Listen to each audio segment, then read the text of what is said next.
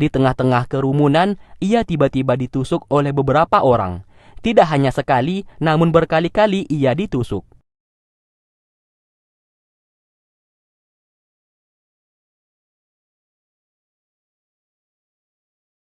Hingga tusukan terakhir dilakukan oleh sang kaisar sendiri yang sedang menyamar. Asule yang sekarat sangat terkejut melihatnya. Mengapa melakukan semuanya ini? Namun sayang, karena pendarahan yang cukup hebat, Asule pun meregang nyawa.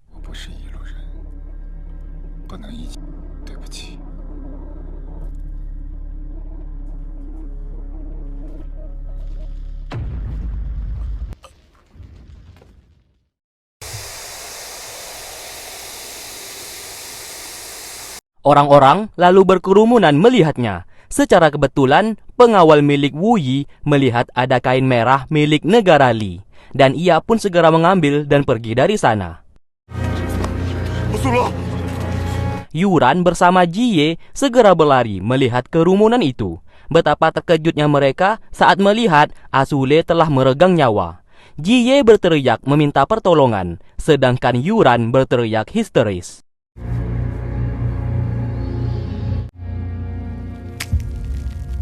Singkat cerita, Yuran dan Jie membawa Asule kembali ke rumah, dan kini nyawa Asule sudah tidak dapat tertolong lagi. Kaisar Reiki datang ke sana dan mulai memainkan aktingnya dengan berpura-pura bersedih.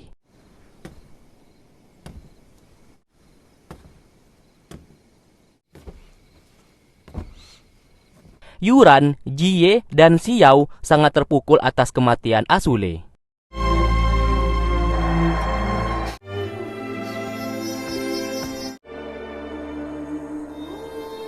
Setelah itu, Xiao menemui kakaknya. Ia curiga kematian Asule ada hubungannya dengan sang kaisar. Reiki menjawab kalau ia tidak tahu apa-apa dan tidak mungkin ia yang melakukannya.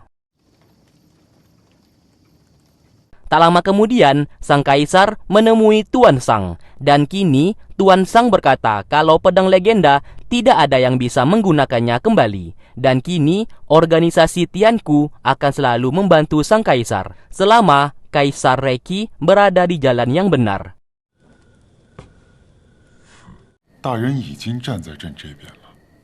Kembali ke mereka, Yuran masih belum percaya atas kematian Asule dan menganggap sahabatnya itu hanya tidur saja. Jie berusaha menyadarkannya, namun justru ia diusir.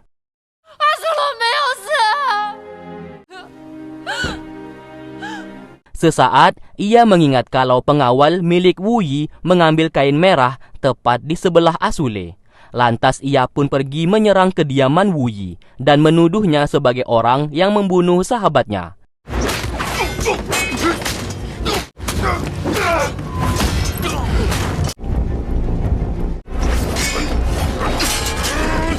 Namun sayang, tindakannya berhasil dihentikan oleh pengawal milik Wu Yi. Di sana, Wu Yi tidak mengaku kalau ia yang melakukannya. Namun apabila Jie tidak percaya atas ucapannya, ia siap meladeninya bertarung sampai mati. Di saat mereka berdua hendak bertarung, Zhu datang ke sana dan membawa Jie untuk pergi.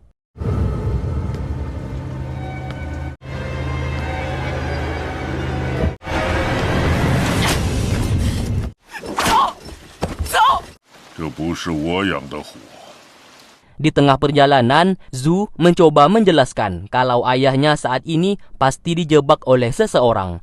Kalau memang ayahnya mau membunuh Asule, tidak mungkin menggunakan cara licik seperti ini. Sudah dari kemarin-kemarin, Asule dibunuh oleh ayahnya. Jie masih tidak percaya karena bukti yang ia lihat kain merah tepat di sebelah Asule, yang merupakan kain milik negara Li. Zhu kembali mempertegas kalau ayahnya pasti dijebak oleh seseorang. Sesaat, Zhu memintanya untuk membelikan arak di toko. Setelah dibelikan, Zhu juga memintanya untuk meninggalkan helmnya tersebut di sana. Ternyata itulah dua permintaan yang tersisa yang harus dilakukan oleh Jie. Dan kini Jie bebas pergi kemanapun ia mau. Jie yang merasa 3 permintaan dari Zhu telah dilakukannya lalu pergi dari sana.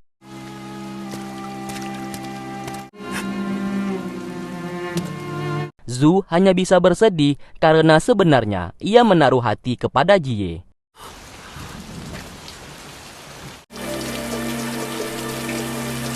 Kematian Asule akhirnya terdengar ke telinga Raja Baili. Hal tersebut membuat Raja Baili tidak terima, karena bagaimanapun juga Asule telah menikahi Yuran. Secara tidak langsung Asule adalah anaknya.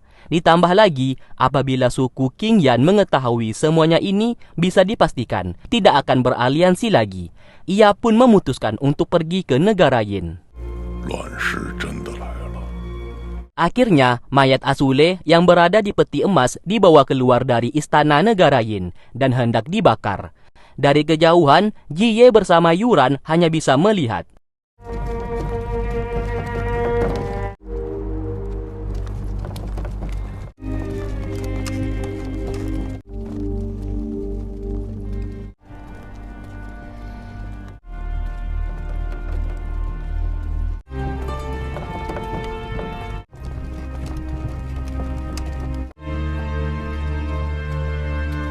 Dari arah belakang, Xiao datang menghampiri mereka berdua dan bertanya kenapa tidak ikut. Yuran menjawab bukannya mereka tidak ingin mengantar mayat Asule, namun mereka tidak sanggup untuk melihat jasad dari sahabat mereka yang nantinya akan dibakar. Sesaat, Xiao mengembalikan seruling milik Asule kepada Yuran, karena itu barang terakhir milik Asule sebagai kenang-kenangan untuknya. Namun, Yuran menolak dan ia mau Xiao yang memegang seruling tersebut.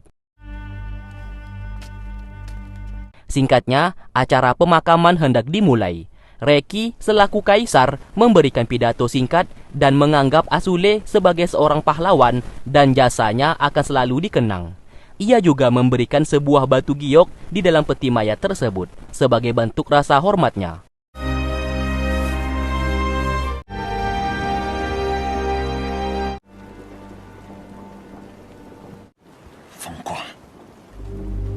Tak lama kemudian, Wu Yi datang ke sana.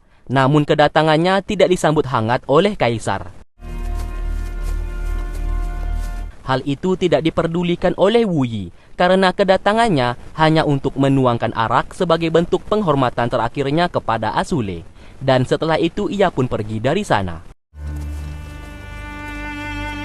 Lalu Kaisar Reki memerintahkan pasukan untuk segera membakar peti mayat tersebut.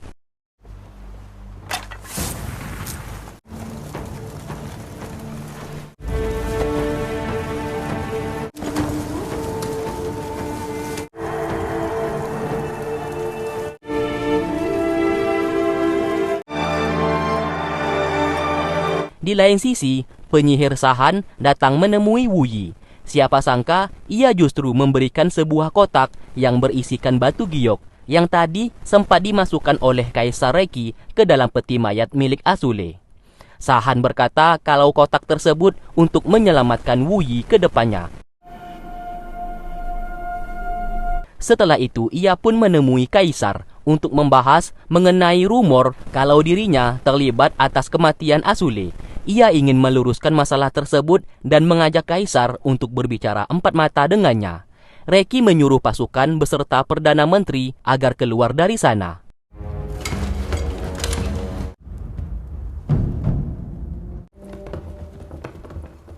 Wu Yi lalu memberikan kotak tersebut. Sontak, Reki sangat terkejut dan ketakutan karena kotak yang berisikan batu giok itu telah ia masukkan ke dalam peti mayat Asule dan seharusnya hangus terbakar. Namun kenapa bisa Wu Yi memilikinya?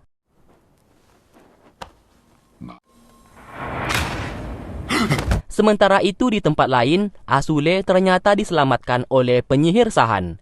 Bersama dengan muridnya, ia pun melakukan sebuah ritual terlarang untuk menghidupkan seseorang yang telah mati. Dan tak selang beberapa lama kemudian, Asule pun kembali hidup. Namun matanya berubah merah dan seperti bukan Asule yang dulu lagi.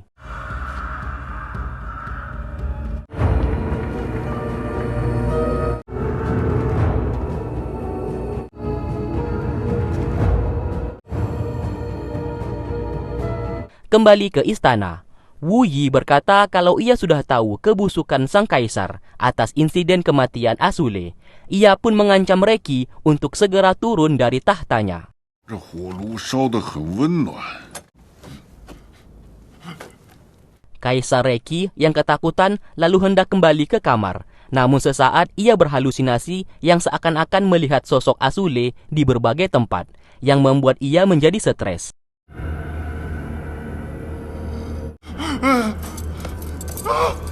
Setelah itu, ia pun memanggil Tuan Sang dan bertanya kenapa Wu Yi bisa memiliki kotak batu giok miliknya yang terakhir kali ia masukkan ke dalam peti mayat Azule. Tuan Sang menjawab kalau ia sadar saat ini pastinya Azule dibawa oleh penyihir Sahan dan ia takut penyihir Sahan menghidupkan Azule kembali. Apabila dugaannya itu benar, maka keberadaan dan semua kebenaran mengenai sang kaisar akan ketahuan. Satu hal yang harus dilakukan oleh Reki, yaitu ia harus menghilangkan semua barang bukti mengenai keterlibatannya atas kematian Azule. Mendengarkan hal tersebut, Kaisar lalu pergi ke perkampungan, tempat warga miskin yang selalu ia bantu. Ia pun membunuh semua warga tersebut dengan memberikan makanan yang telah berisi racun. Hal itu dilakukannya untuk menyingkirkan barang bukti beserta saksi mata. Karena bagaimanapun juga, yang membunuh Azule kemarin merupakan orang suruhannya yang merupakan warga miskin tersebut.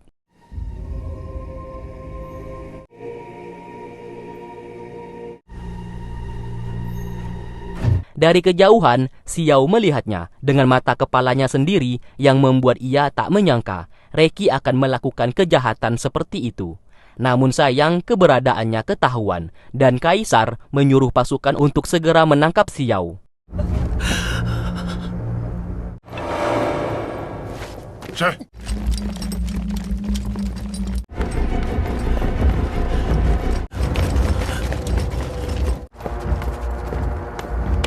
Setelah berhasil ditangkap, kegilaan Kaisar semakin menjadi-jadi.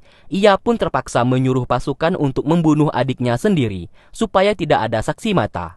Namun tiba-tiba, Azule yang bangkit dari kematian datang ke sana dan menghabisi semua pasukan negara secara membabi buta. Kaisar yang melihat Azule masih hidup membuatnya ketakutan setengah mati dan kabur dari sana.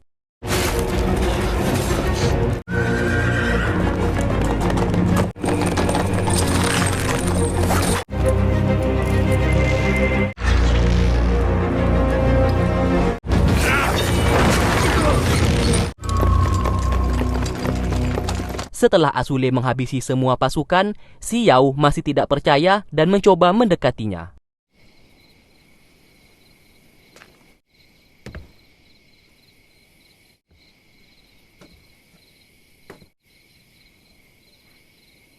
Saat ini, Azule kehilangan ingatannya dan ia pun terkejut saat melihat Xiao berada di sampingnya. Xiao yang melihat itu langsung menyadari Azule saat ini hilang ingatan. Sesaat, ia pun memainkan seruling milik Azule, yang membuat Azule sedikit demi sedikit ingatannya mulai kembali.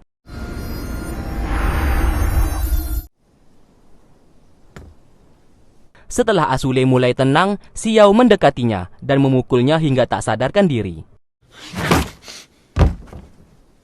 Sang kaisar kembali ke istana dan ia terkejut kenapa petinggi kerajaan berada di sana. Ia pun kembali terkejut setelah melihat penampilan sang Ratu Bunga yang kini wajahnya jauh lebih muda. Saat ini, Ratu Bunga sudah tahu penyebab kematian Azule merupakan ulah dari sang kaisar. Oleh sebab itu, Ratu Bunga akan mengambil alih urusan negara. Semua petinggi dan Perdana Menteri kerajaan setuju akan hal tersebut dan memberikan dukungan penuh kepada sang ratu. Setelah itu, Reki mendapatkan kabar kalau Xiao berhasil selamat dan membawa Azule pergi menggunakan kuda. Semua pasukan yang melawan Azule saat ini telah tewas terbunuh. Keesokan harinya, secara diam-diam, Xiao kembali ke ruangan perpustakaan negara. Ia mencari tahu kenapa bisa Azule kembali hidup. Namun ia tak sengaja menemukan sebuah gulungan yang bertuliskan kalau Kaisar Reki ingin bertemu dengannya. Awalnya Xiao sempat ragu untuk bertemu dengan kakaknya yang menjadi gila saat ini. Namun ia pun mau tidak mau bertemu dengannya. Di sana Reki menjelaskan kalau memang benar ia membunuh Azule. Namun kini Azule hidup kembali berkat bantuan dari penyihir Sahan. Asule yang mereka temui saat ini bukanlah Asule yang dulu lagi, dan pastinya ia sudah dikuasai dan dikendalikan oleh penyihir Sahan. Reki meminta Xiao untuk segera membunuh Asule apapun yang terjadi. Kalau tidak, maka mereka akan dalam bahaya. Awalnya Xiao menolak untuk melakukannya, namun Reki justru melukai dirinya dan hendak bunuh diri. Hal itulah yang membuat Xiao mau tidak mau menurutinya, karena bagaimanapun juga ia harus memilih apakah membantu Asule atau menyelamatkan nyawa kakaknya sendiri.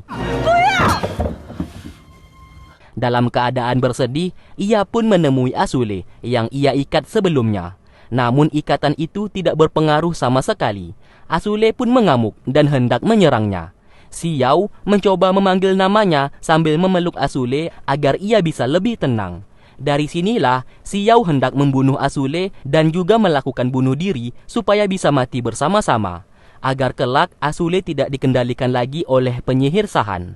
Namun sesaat Asule menyebut namanya sendiri yang membuat Xiao menghentikan niatnya. Singkat cerita, ia membawa Asule untuk bertemu dengan Yuran beserta Jie. Mereka berdua tentu saja menjadi sangat terkejut melihat Asule yang ternyata masih hidup. Xiao menceritakan kalau penyihir Sahan menggunakan ritual terlarang untuk menghidupkan Asule kembali. Namun, orang yang mereka lihat saat ini bukanlah Asule yang dulu, melainkan sudah dikendalikan oleh penyihir Sahan, dan ingatannya sudah menghilang. Demi keselamatan Asule, ia mau mereka berdua untuk membawanya pergi jauh dari ibu kota. Xiao juga memberikan seruling tersebut sambil berkata hanya benda itu yang dapat menenangkan Asule di saat ia mengamuk. 他对这个骨笛是很有记忆的，千万不要把它交给其他人。 Dan setelah itu ia pun kembali menemui sang kaisar. Ia tahu dirinya akan dihukum akibat tidak membunuh Asule. Namun siapa sangka Reki tidak melakukan hal itu karena ia tahu Xiao sangat mencintai Asule. Saat ini ia berkata kalau Ratu Bunga sedang merebut tahta miliknya. Maka dari itu, sebelum semuanya terlambat, Kaisar Reki berencana akan turun tahta dan memberikan posisinya itu kepada Xiao. 退位让贤。